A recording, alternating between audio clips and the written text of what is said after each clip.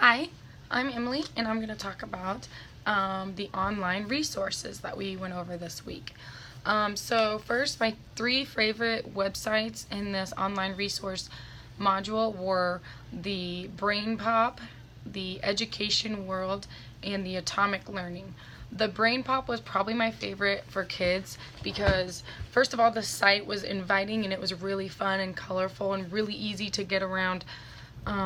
While other sites were kind of boring and like, why would you want to do this if it doesn't look inviting, then why would you want to get on this site? So this one was really fun, and when I was moving around it, I managed to get around it for free. This one you didn't have to have a login, or you didn't have to, have a subscription for. However, maybe if I tried doing other things, it would have. But the things I was doing, it was letting me do for free. What I liked about it, there's free movies, there's these science projects, which I'm a science major, so I loved seeing that.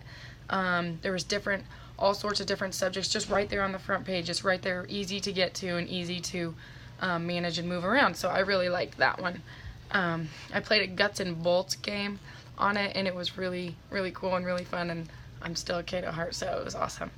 I also liked the Education World. It was a great resource for teachers. And especially new teachers. It was very resourceful, I learned a lot from it, and I will probably use that site in the future. I also like Atomic Learning, and that one is one that I've used as a student myself back in the past, and that one very popular, very resourceful, has a lot of different subjects on it as well, and it helps out quite a bit. I could definitely see me using that for my students. My experience with Kia, I know I've used Kia in the past as a student. However, the site's kind of old-fashioned. I managed to get around it easily. The 30-day free trial was nice. It was kind of confusing to use because I didn't know what the games were whenever I was trying to create the games and create the activities. I didn't know what they were. They just had names, and then you had to get into it, and then you had to kind of guess kind of what it was. It was kind of cool. Like, some of them were easy to use, but some of them you were like, it's kind of hard to know what you were doing.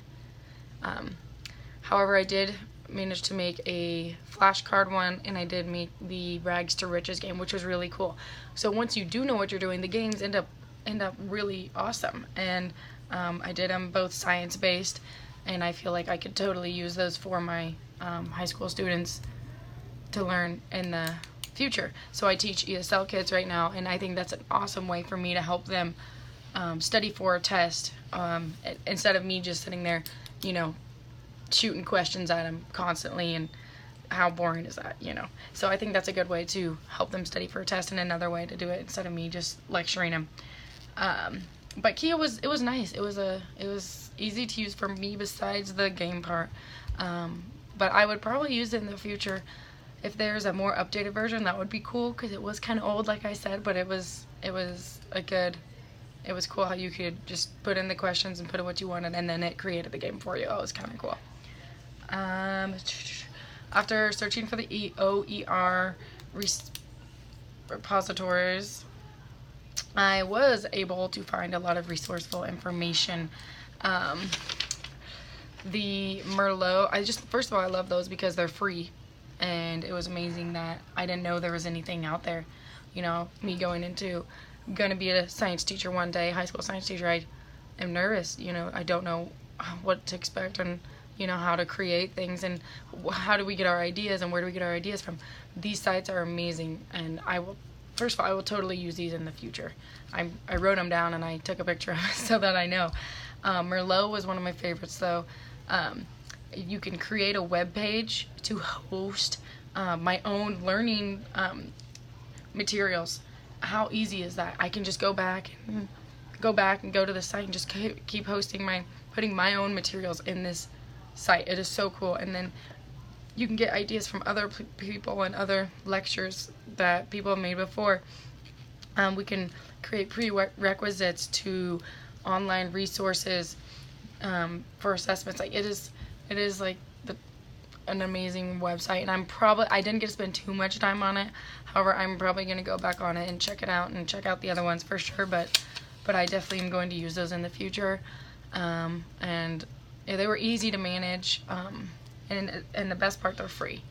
So I don't know what could get better than that. Thank you.